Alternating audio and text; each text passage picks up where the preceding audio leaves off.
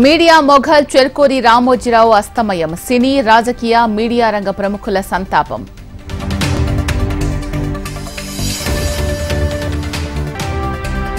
కృష్ణా జిల్లా పెదపారుపూడిలో విషాద ఛాయలు. రామోజీరావు మరణ వార్త విని శోకసంద్రంలో మునిగిన గ్రామస్తులు.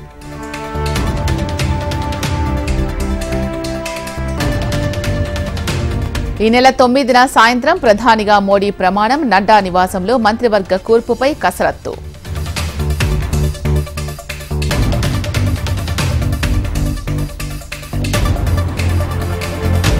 ప్రధాని ప్రమాణ స్వీకారోత్సవానికి పకడ్బందీ ఏర్పాట్లు. 5 కంపెనీల పారామిలిటరీ దళాలతో 3 అంచెల భద్రత.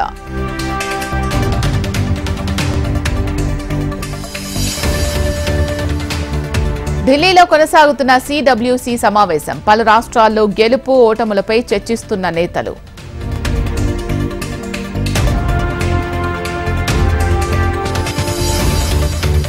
ఈ నెల 12న ఏపీ సీఎంగా చంద్రబాబు ప్రమాణ స్వీకారం. కేసరపల్లి ఐటీ పార్కులో ఏర్పాట్లను పరిశీలించిన అధికారులు.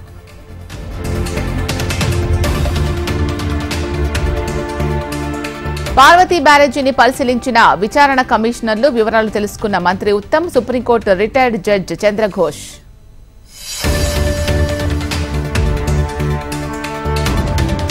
తెలంగాణ వ్యాప్తంగా కురుస్తోన్న భారీ వర్షాలు. నిజామాబాద్లో ఖరీఫ్ పంటలకు సిద్ధమవుతున్న రైతన్నలు.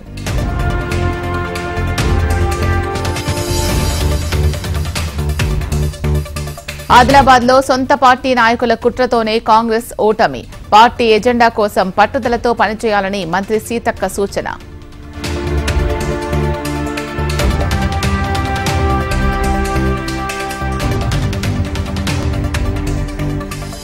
పట్టభద్రుల ఎమ్మెల్సీ ఉప ఎన్నికల్లో తీన్మార్ మల్లన్న విజయం. నైతిక గెలుపు తనదే అన్న బీఆర్ఎస్ అభ్యర్థి రాకేష్ రెడ్డి.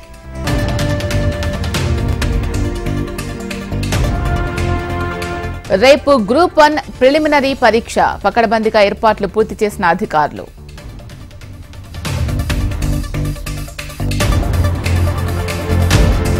అడుగంటిపోతున్న సిద్దిపేట జిల్లాలోని ప్రాజెక్టులు. ఖరీఫ్ సీజన్లో సాగునీటి కోసం రైతన్నల ఎదురు చూపులు.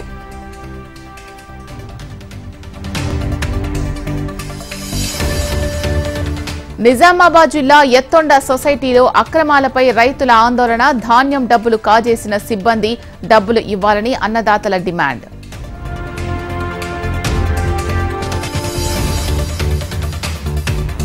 నాగర్ కర్నూలు జిల్లా ఆసుపత్రిలో డయాలసిస్ పేషెంట్ల కష్టాలు. ఉదయం 4 గంటల నుంచే డయాలసిస్ పేషెంట్ల పడిగాపులు.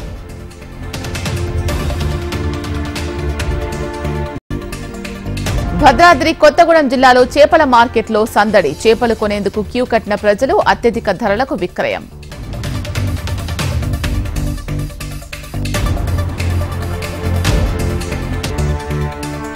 గూగుల్ను నమ్మొద్దన్న చిలుకూరు బాలాజీ టెంపుల్ అర్చకుడు. శని, ఆదివారాల్లో దేవాలయం తెరిచే ఉంటుందని క్లారిటీ ఇచ్చిన రంగరాజన్.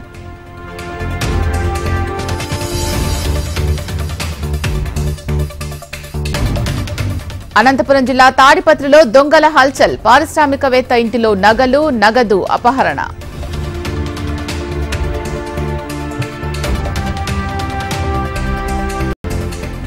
ఛత్తీస్గఢ్ దంతేవాడ, కొంగావు సరిహద్దులో ఎదురుకాల్పులు. 7 మావోయిస్టుల మృతి, మరికొంతమందికి తీవ్ర గాయాలు.